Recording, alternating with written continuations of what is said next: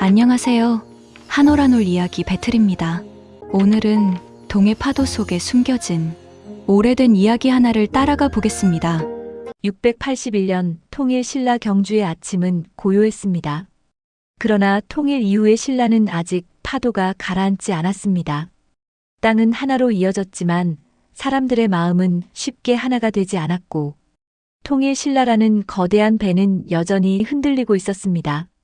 내 육신을 바다에 묻어라. 죽어서도 용이 되어 이 나라를 지키리라.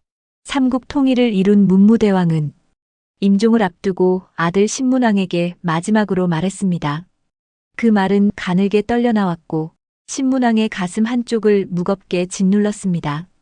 문무왕의 뜻대로 그의 유해는 동해 깊은 바닷속 큰 바위에 안치되었습니다. 사람들은 그곳을 대왕암, 바다 아래 무덤이라 하여 수중릉이라 불렀습니다.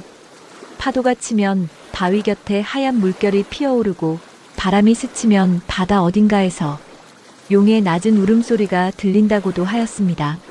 어느 날 신문왕은 바닷가에 홀로 서서 끝없이 이어진 동해를 말없이 바라보고 있었습니다. 바람과 파도는 대왕암을 휘돌아 나갔고 그 장엄한 물결 속에 아버지 문무대왕의 마지막 유언이 여전히 살아 숨쉬고 있었습니다. 문무왕의 뜻을 잇고자 신문왕은 동해 바닷가에 장엄한 사찰을 짓기 시작했습니다. 그 사찰을 감은사라 하였으니 아버지의 은혜에 감사를 표한다는 뜻이었습니다. 문무대왕이 생전에 외병을 막으려 마련한 터 위에 아들 신문왕은 한 장의 돌 하나의 기둥을 세워 올렸습니다. 감은사의 중심 건물인 금당 아래에는 특별한 지하 공간을 만들었습니다. 큰 돌을 차근차근 쌓아 올리고 동쪽을 향해 구멍을 하나 뚫었습니다. 용이 된 문무왕이 해류를 타고 드나들 수 있도록 하기 위함이었습니다. 아버님이 바다에서 나라를 지킨다면 나는 이 땅 위에서 그 뜻을 이어가야 한다. 감은사는 아버지 문무왕의 유언과 아들 신문왕의 의지가 함께 담긴 통일 신라의 핵심 사찰로 우뚝 서게 되었습니다. 그러던 어느 봄날, 해관이 숨을 헐떡이며 궁으로 달려와 급히 아뢰었습니다. 전하, 동해에 이상한 일이 벌어졌사옵니다. 무슨 일이냐? 바다 한가운데에서 산 하나가 떠오르더니 감은사 쪽으로 향하고 있사옵니다. 신문왕은 천천히 창가로 걸어갔습니다. 저 멀리 수평선 끝, 바다 위로 검은 형체 하나가 떠오르고 있었습니다. 그 형체는 마치 살아있는 듯 거대한 힘으로 움직이고 있었습니다. 왕의 손끝이 떨렸습니다. 그것이 길조인지 재앙의 전조인지 알 수 없었습니다. 조정은 크게 술렁였습니다. 대신들은 서로의 얼굴만 바라보며 속삭였습니다. 과연 이 일이 무슨 징조이옵니까? 그러나 누구도 그 물음에 쉽게 답하지 못했습니다. 신문왕 역시 깊은 침묵 속에서 생각을 거듭하고 있었습니다. 그때 다시 해관이 궁으로 들어와 무릎을 꿇고 아뢰었습니다. 전하, 일관이 점을 살펴보았사옵니다. 신문왕은 천천히 고개를 들었습니다. 무엇이 들렸느냐? 말해 보아라. 무릎을 꿇은 일관이 조심스레 말을 이었습니다. 문무대왕께서는 바다의 용이 되어 나라를 지키시고 김유신 장군께서는 하늘의 신이 되어 여전히 신라를 보살핀다 하옵니다. 이번 징조 또한 나라에 특별한 보물을 내리려 하신 것이라 하옵니다. 일관이 점괘를 다 전하자 신문왕은 천천히 두 눈을 감았습니다. 멀리서 감은사의 종소리가 파도 소리 위로 울려왔습니다. 마치 바다 저편에서 아버지 문무대왕이 그를 불러내고 있는 듯 했습니다. 좋다. 이 몸이 직접 나아가 그 뜻을 확인하리라. 다음 날 신문왕은 바다를 내려다볼 수 있는 한 언덕에 올랐습니다. 그곳이 바로 이견대였습니다. 그 순간 그는 숨을 멈추었습니다. 저 멀리 파도 위로 거대한 산 하나가 떠 있었기 때문입니다. 마치 생명을 가진 것처럼 조용히 그러나 분명한 방향을 가지고 움직이고 있었습니다. 아버지 문무왕의 마지막 말씀이 되살아났습니다. 죽어서도 용이 되어 나라를 지키리라. 바다 한가운데 떠 있는 그 산은 거북의 머리와 같은 형체를 하고 있었습니다. 그 위에는 대나무 한 그루가 하늘을 향해 곧게 뻗어 서 있었습니다. 낮에는 둘로 갈라졌다가 밤이 되면 다시 하나로 합쳐지는 세상 어디에도 없는 신비한 대나무였습니다. 신문왕과 신하들은 그 신비한 대나무를 한참 동안 바라보았습니다. 그때 잔잔하던 물결이 바다 깊은 곳에서부터 서서히 뒤흔들리는 듯 했습니다. 갑자기 바람이 방향을 바꾸어 불기 시작했습니다. 바다는 낮게 울리는 소리를 냈습니다. 그 뒤로 큰 바람과 비가 9날 9밤이나 몰아쳤습니다. 파도는 거칠게 산기슭을 때리며 하늘까지 흔들었고 바다는 끊임없이 울부짖었습니다. 폭풍이 기적처럼 잦아든 어느 밤 신문왕은 신하들과 함께 배를 타고 거북섬으로 나아갔습니다. 비가 거친 바다는 달빛을 받아 유난히 반짝거렸고 거대한 산처럼 떠있는 거북섬은 고요 속에서 더 기이하고 신비롭게 보였습니다. 배가 섬 가까이 이르자 정상에 서 있는 신비한 대나무가 바람에 잔잔히 흔들렸습니다. 낮에는 분명 두 그루로 보였던 대나무가 밤이 되자 하나로 합쳐져 서 있는 듯 보였습니다. 그때였습니다. 거북섬을 감싸던 고요가 흔들리기 시작했습니다. 정상에 서 있던 한 그루의 대나무도 떨리기 시작했습니다. 바닷속 깊은 곳에서 은은한 빛이 천천히 피어올랐습니다. 그 빛은 물결 사이로 스며들듯 번져나가 주변의 어둠과 물빛을 서서히 바꾸기 시작했습니다. 잠시 뒤 빛을 가르며 한 마리의 용이 조용히 고개를 들어 올렸습니다. 용은 물결을 가르며 왕이 서 있는 곳 가까이 다가왔습니다. 비늘은 물빛을 머금은 듯 은은히 빛났고 눈빛에는 금빛과 푸른빛이 뒤섞여 바다의 가장 깊은 곳을 비추는 듯 했습니다. 용은 말없이 고개를 숙이며 검은 옥대를 내밀었습니다. 잠시 뒤 바다의 울림 같은 목소리가 왕에게 들려왔습니다. 이 옥대는 그 무게를 감당할 자에게만 하늘이 내리는 성물이다. 옥대를 지닌 이는 마침내 신성한 힘을 얻게 될 것이다. 신문왕은 용이 건네준 옥대를 바라보다가 마음속에 담아두었던 의문을 조심스레 물었습니다. 저 거북섬의 대나무가 낮에는 둘로 갈라지고 밤이 되면 하나로 합쳐지는 까닭이 무엇이옵니까? 용은 잠시 왕을 바라보더니 고요한 바다의 울림 같은 목소리로 대답했습니다. 한 손으로는 그 어떤 소리도 낼 수 없으나 두 손이 마주치면 비로소 울림이 나는 법이니라. 이 성음의 이치를 깨닫는 자는 천하의 보배를 얻게 될 것이다. 그 말은 왕의 가슴에 스며들었습니다. 용은 말을 이었습니다. 저 대나무를 가져가 피리를 만들라. 그리하면 적병이 물러가고 병든 이는 일어나며 가뭄에는 비가 내리고 장마에는 구름이 거치리라. 바람과 파도도 차츰 잠들어 천하가 고요히 숨을 고를 것이니라. 이윽고 용은 다시 물결 속으로 스며들듯 사라졌습니다. 흔들리던 수면도 이내 잦아들어 거짓말처럼 다시 깊고 고요한 바다만이 남았습니다. 신문왕은 손에 쥔 옥대를 천천히 내려다보았습니다. 아버님, 신문왕은 더 이상 자신을 의심하지 않았습니다. 아버지의 뜻도 하늘의 징조도 모두 자신에게 이어지고 있음을 조용히 받아들였습니다. 그리고 신하들에게 명하였습니다. 저 거북섬 위의 대나무를 베어 오너라. 그 대나무로 피리를 만들 것이니라. 궁으로 돌아온 신문왕은 즉시 나라 최고의 장인을 불러 명했습니다. 이 대나무로 피리를 만들라. 한 올의 흠도 없이 정성을 다하라. 장인은 며칠 밤낮을 정성을 다해 피리를 만들었습니다. 구멍을 뚫고 결을 따라 매끈하게 다듬고 마지막으로 숨을 불어넣어 소리를 확인했습니다. 피리는 완벽해 보였습니다. 장인은 마침내 완성된 피리를 두 손으로 받쳐 왕 앞에 내밀었습니다. 신문왕은 천천히 손을 뻗어 피리를 받아들었습니다. 대나무의 결도, 무게도, 울림도 어느 하나 흠잡을 데 없었습니다. 왕이 떨리는 손끝으로 피리를 들어 올렸습니다. 입술에 닿는 순간 차갑게 식은 대나무의 감촉이 그의 마음 깊은 곳까지 스며들었습니다. 깊게 숨을 들이마신 뒤 천천히 조심스레 피리를 불었습니다. 그러나 아무 소리도 나지 않았습니다. 피리는 응답하지 않았습니다. 왕은 다시 불었습니다. 한 번, 두 번, 세 번. 그러나 돌아오는 것은 더 깊고 답답한 침묵뿐이었습니다. 이상하도다. 분명 용왕께서 내리신 성물인데 왜 울리지 않는가? 신하들은 서로의 얼굴만 바라보며 당황했습니다. 장인은 두 손을 바닥에 짚고 무릎을 꿇었습니다. 전하, 제 재주가 부족한 탓입니다. 죄를 내려 주옵소서. 그러나 왕은 아무 대답도 하지 못했습니다. 그날 밤 신문왕은 잠을 이루지 못했습니다. 창 너머 파도 소리는 멀어져만 갔고 달빛조차 희미하게 느껴졌습니다. 머릿속에는 거북섬에서 들은 말이 계속 울렸습니다. 한 손으로는 아무 소리도 낼 수 없으나 두 손이 마주칠 때 비로소 울림이 생기느니라.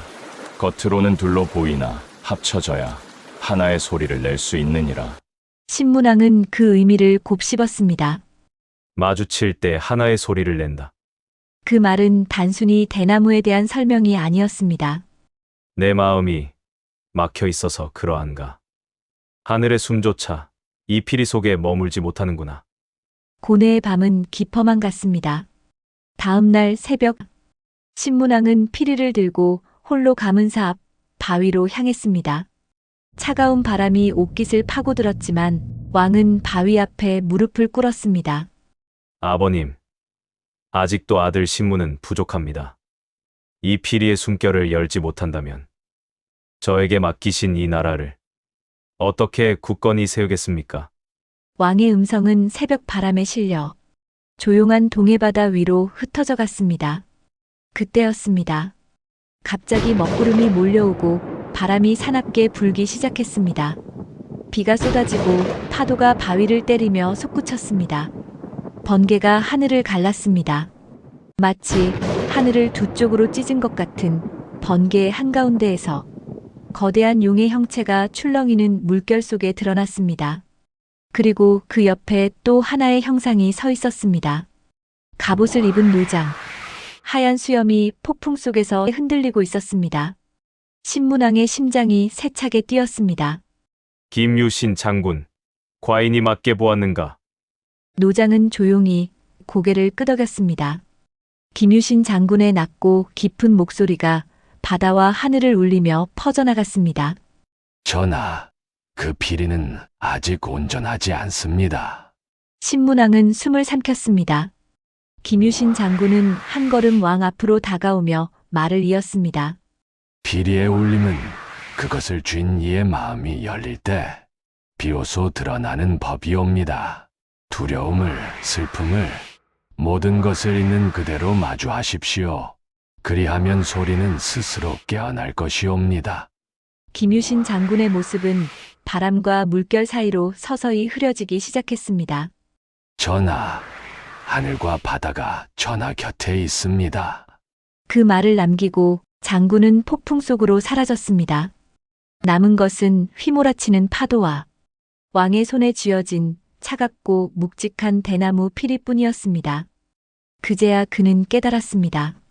바다의 용이 된 문무왕도 하늘의 장군이 된 김유신도 결국 같은 뜻을 전하고 있었던 것을, 하나의 소리가 울리려면 먼저 자신의 마음이 하나로 합쳐져야 한다는 것을. 신문왕은 조용히 눈을 감았습니다. 왕위에 오른 뒤부터 쉼없이 짓눌러온 책임의 무게가 서서히 떠올라 마음을 채웠습니다. 아버지 문무대왕의 마지막 얼굴, 용이 되어 나라를 지키겠다던 유언, 삼국이 통일된 뒤에도 이어지던 나라 안팎의 불안, 아버님의 기대에 못 미칠까 두려워했던 마음, 그리고 누구에게도 털어놓지 못했던 자신의 흔들리는 마음까지, 모든 것이 거센 파도처럼 한꺼번에 밀려왔습니다. 천천히 숨을 고르며 몰아치는 감정 하나하나를 또렷한 눈으로 마주했습니다. 서서히 마음의 문이 조금씩 열리기 시작했습니다. 그 순간 번개가 다시 하늘을 가르며 떨어졌습니다. 눈부신 빛이 피리를 스치자 대나무는 살아있는 듯 푸른 빛을 내뿜기 시작했습니다. 신문왕은 천천히 피리를 들어 올렸습니다. 왕은 깊게 숨을 들이마셨습니다. 그리고 아주 조심스레 한 줄기 숨을 피리 속으로 불어넣었습니다. 후, 짧고도 선명한 울림이 흘러나왔습니다. 피리 소리는 폭풍 속으로 맑게 퍼져갔습니다. 그것은 왕의 마음과 피리의 숨결이 비로소 서로 통한 순간이었습니다. 그의 두 손에 쥔 피리는 아주 따뜻한 빛을 품고 있었습니다. 그 빛은 아버지의 숨결처럼, 바다의 약속처럼, 하늘의 보살핌처럼 신문왕의 마음 깊은 곳으로 스며들었습니다. 다음 날 아침이었습니다. 시종이 숨을 헐떡이며 궁으로 달려와 아뢰었습니다. 전하, 이상한 일이 일어났사옵니다. 동쪽에서 불던 바람이 모두 그치고 파도가 잠들었다 하옵니다. 신문왕은 천천히 자리에서 일어났습니다. 그는 곁에 놓여있던 피리를 들었습니다. 손끝으로 전해지는 피리의 따스함. 왕은 깊게 숨을 들이마신 뒤 아버지 문무왕을 떠올렸습니다. 그리고 백성들을 떠올렸습니다. 그런 다음 아주 조용히 마음을 열고 천천히 입김을 불어넣었습니다. 피리 소리는 점점 커졌고 점점 멀리 퍼져나갔습니다. 산을 넘고 들을 지나 나라의 경계까지 닿았습니다. 그 소리가 닿는 곳마다 신비한 변화가 일어나기 시작했습니다. 늘 전쟁의 긴장으로 가득하던 곳에 정적이 내려앉았습니다. 국경을 지키던 병사들은 서로를 바라보았습니다. 피리의 울림은 계속하여 산을 넘고 들을 지나 천천히 나라 곳곳을 스쳐 지나갔습니다. 사람들은 서로의 얼굴을 보며 속삭였습니다. 무슨 일이지? 바람도 잠들고 파도도 잠들고 세상이 고요하구나. 자연스레 모두의 시선이 하늘로 향했습니다. 구름 한 점 없이 갠 푸른 하늘 위로 피리 소리가 조용히 흘러가고 있었습니다. 신문왕은 마침내 그 피리의 이름을 내렸습니다. 만파식적. 만 가지의 파도를 쉬게 하는 피리. 왕이 그 이름을 불러 올리는 순간 멀리 가문사에서 청아한 종소리가 울려 퍼졌습니다. 종소리와 피리 소리가 자연스럽게 섞여 하나가 되었고 그 울림은 천천히 하늘로 번져갔습니다. 모든 것이 그 울림 속에서 조용히 하나가 되어갔습니다. 왕은 신하들을 불러 명했습니다. 이 피리를 궁궐 가장 깊은 곳에 봉안하라. 이것은 내 한 사람의 것이 아니다. 문무대왕의 뜻이자 백성들의 숨결이 모인 피리이니 나라의 보배로 삼으라. 그 순간 피리는 스스로 잔잔한 빛을 내었습니다. 그날 이후 만파식적은 나라에 큰 재앙이 닥칠 때마다 왕이 직접 꺼내어 불었고 피리 소리가 울리면 바람이 잠들고 기근이 가라앉고 적병도 물러났다고 사람들은 입에서 입으로 전했습니다. 백성들은 그 피리 소리를 평화를 가져오는 바다의 숨결이라 불렀습니다. 신라는 차차 안정되어 갔고 어느새 많은 세월이 흘렀습니다. 신라의 궁궐에도 왕의 얼굴에도 조용히 시간이 내려앉았습니다. 흰 머리카락이 귀 밑을 물들이고 주름이 깊어질수록 신문왕의 눈빛은 오히려 더 온화해졌습니다. 왕은 때때로 궁의 높은 누각에 올라 동해를 바라보곤 했습니다. 그곳에서 불어오는 바람 속에는 아버지 문무대왕의 숨결과 하늘의 장군이 된 김유신의 낮은 울림이 아직도 살아있는 듯 했습니다. 나라를 지켜라. 백성을 먼저 생각하라. 신문왕이 세상을 떠난 뒤에도 가문사 앞바다에서는 이상한 현상이 이어졌습니다. 거센 바람이 몰아쳐도 어느 순간 갑자기 잦아들곤 했고 파도가 날뛰다가도 금세 고요해지곤 했습니다. 사람들은 하늘을 올려다보며 말했습니다. 왕의 피리가 아직도 바다를 지키고 계신다 믿었습니다. 그렇게 만파식적은 전설이 되었습니다. 동해바다는 여전히 숨을 쉬듯 일렁입니다. 달빛이 바다를 비출 때면 파도 사이로 아주 희미한 피리 소리가 들려오는 듯합니다. 귀를 기울여 보십시오. 그것은 용이 되어 나라를 지키려 했던 문무대왕의 숨결이자 아들 신문왕이 남긴 만파식적의 울림이며 지금도 우리 마음속에 남아있는 평화를 향한 바람일지도 모릅니다. 오늘은 만가지 파도를 안정시킨 신라 왕의 이야기 만파식적을 전해드렸어요. 구독, 좋아요, 댓글로 마음을 표현해주세요. 더 좋은 이야기로 보답하겠습니다.